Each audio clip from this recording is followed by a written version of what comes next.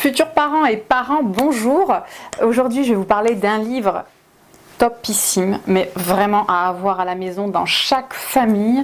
C'est comment aider son enfant à faire face aux épreuves de la vie pour les petits et les grands traumas, écrit par Peter Levine et Maggie Klein. Alors pourquoi je le trouve aussi super? Parce que il va parler des différents traumas que les enfants vont rencontrer dans leur enfance. Ça peut être la perte d'un animal de compagnie, le divorce des parents. Ce qui est énormément mis en lumière, ce sont les traumas médicaux. Quand on veut vacciner un enfant, lui faire un examen physique ou sanguin, que les enfants se débattent. Et ça crée du trauma parce que quand on est figé, qu'on ne peut ni fuir ni combattre, égale trauma, voilà, pour faire très simple. Donc voilà, il liste tout ce qui est du quotidien, ça peut être l'abandon, la séparation, enfin plein de choses comme ça. Alors pourquoi ce livre est aussi génial? Parce qu'il nous donne des outils concrets pour nous, parents, afin d'aider les enfants grâce à la somatic experiencing, des vidéos que j'ai déjà fait avec Sarah. Voilà, je suis tombée sous le charme de cette discipline parce que elle est concrète et elle est efficace. En fait, on va venir retravailler le trauma avec l'enfant en faisant une scène où l'enfant va pouvoir être acteur et actrice de l'événement dans lequel il a été figé ou il a été bloqué. Je l'ai fait à la maison, ça fonctionne très bien avec mes enfants. C'est grâce à ça que j'ai pu me rendre compte que oui, ça fonctionne vraiment.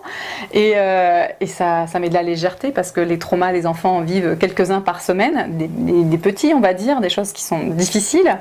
Et donc voilà, la dernière fois, mon enfant, l'aîné, est allé chercher le petit dernier à l'école et ils sont rentrés. Le dernier était en catastrophe, en train de pleurer. Voilà, j'ai été abandonnée, il est venu me chercher mais il m'a laissé. Donc du coup, on a retravaillé ce moment-là. Déjà, on a remis des mots là-dessus. L'enfant aîné a pu dire, oui, ben non, je t'ai pas abandonné, moi j'ai juste accéléré le pas, toi tu as interprété ça comme ça. Donc on a remis des mots. Et on s'est remis en condition au même endroit, parce que c'est à côté de la maison, hein, on n'est pas obligé de se déplacer. Hein, et du coup, on a refait tout ça. Et le dernier l'a bien vécu, ça a retransformé sa perception de ce moment-là et ça va mieux. Donc c'est pour ça, on a des outils concrets en tant que parents, on en manque cruellement parce qu'on n'est toujours pas formé à la parentalité.